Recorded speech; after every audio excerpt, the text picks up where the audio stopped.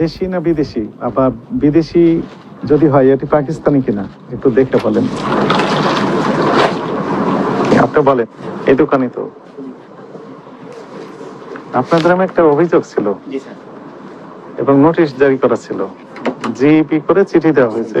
নোটিশটা নিশ্চয় পেয়েছেন আপনারা, পেয়েছিলেন? পেয়েছেন তো আপনারা কোনো ফিডব্যাক দেন, মানে উপস্থিত হন নাই কেন? এই যে নোটিশ, মূল অভিযোগটা আপনারা তো দেখেছেন। দেখেন, আপনাদের তো চিঠি দেওয়া, নোটিশ দেওয়া হয়েছে, এখানে সব তথ্য আছে। অভিযোগ পত্রটা এইটাই। ফেসবুক লাইভে যে ড্রেসগুলো বিক্রি করেন তার ভিতরে একটা ছিল কি, হ্যাঁ, যে পাকিস্তানি অরিজিনাল ড্রেস বলে বিক্রি করে দিয়েছেন। ড্রেসগুলো আসছে না আমাদের কাছে, ড্রেসগুলো দেখেন, বের করেন। হ্যাঁ,